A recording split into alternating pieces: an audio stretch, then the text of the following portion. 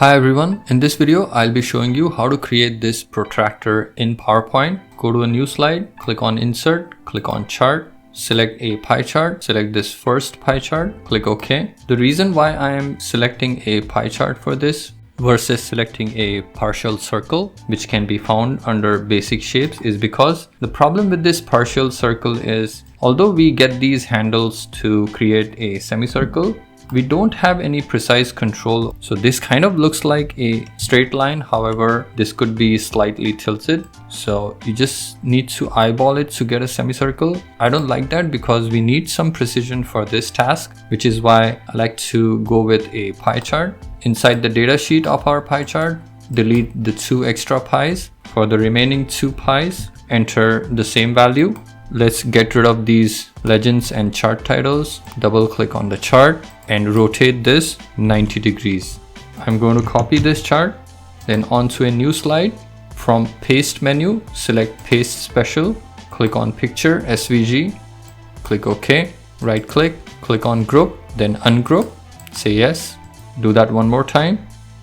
Now we have 2 nice semicircle shapes that we can use to make our protractor. So first thing, I'm going to select both the shapes, group them by pressing Ctrl G on my keyboard, color them white and give this a gray outline.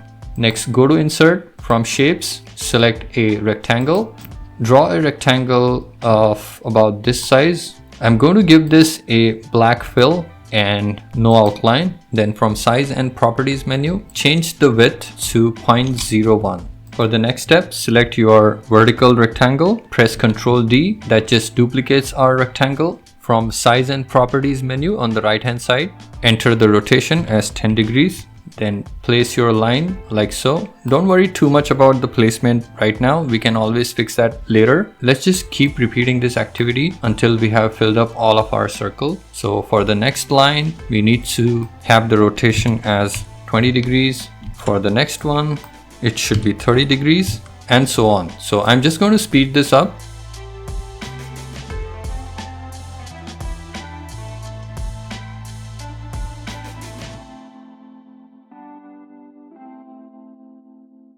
So I have placed all my lines. To make sure they are all symmetrical with respect to center, just select all the lines along with the 2 semicircles. Then from Shape Format, click on Align, click on Align Center, then click on Align Middle. One thing I forgot to clarify is why did I use rectangles instead of just lines? The reason being, if I need to cut this protractor in half, I need these to be shapes because the option that we will be using is called Merge Shapes. It only works with shapes and not lines, which is why I'm not using lines. Group all the rectangles. Let's duplicate those by pressing Ctrl D. Then from Size and Properties menu, let's specify the rotation as 5 degrees. Place these lines in the center. Let's reduce the size.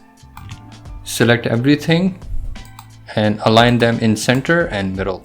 We can keep repeating this to add in between angles, so 1 degree, 2 degrees, 3, 4, 5 and so on by repeating the same process. However, in the interest of time, I'll just demonstrate how you can do this with 0 degrees, 5 degrees and 10 degrees interval. If you are a member, I will be giving this template with this entire scale for free, so consider becoming a member. If not, I will definitely share this scale that we are making right now. Now that our basic setup is done, it's time to add labels. So go to Insert, create a text box. I'm going to start here. So my 0 degrees is here. I have created a shortcut to add the degree symbol. If you want to know how to do this, the link is in the description. So that's our 0 degrees, which means this is our 10 degrees. The next one is 20.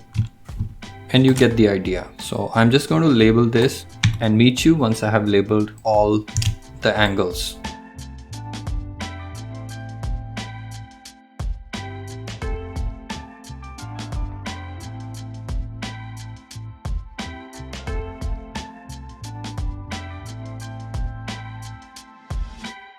Okay, now that we have finished adding labels, let's add finishing touches. So duplicate this slide, click on this semicircle and bring it to front. Same for this bottom semicircle, bring it to front. Select the markings at 10 degrees. right click, bring them to front, then insert a circle of about this size. Select a shape fill of white and select the outline that's gray. Duplicate the circle, make its size really small, so something like 0.01. Have a black fill and no outline. Put this dot at the center. Next up, let's add a few more lines in between. So go to shape, select a line and draw a few lines in between. Let's color them all in gray.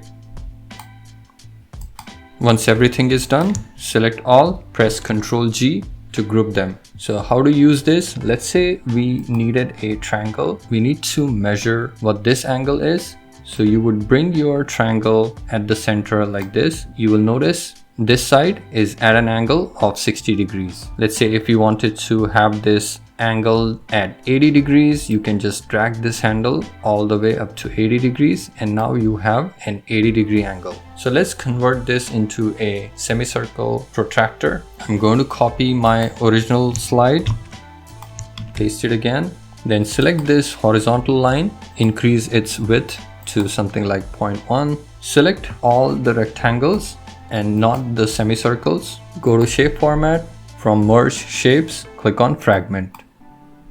Clean up all these lines at the bottom.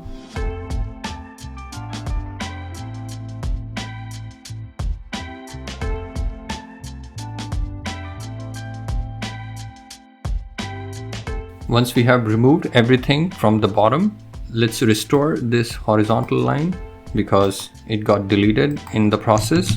So I'm going to copy this line from the original diagram and add it back here.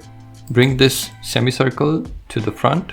Let's duplicate it and reduce its size. I'm going to place this in the center. Let's bring all these 10-degree lines in the front.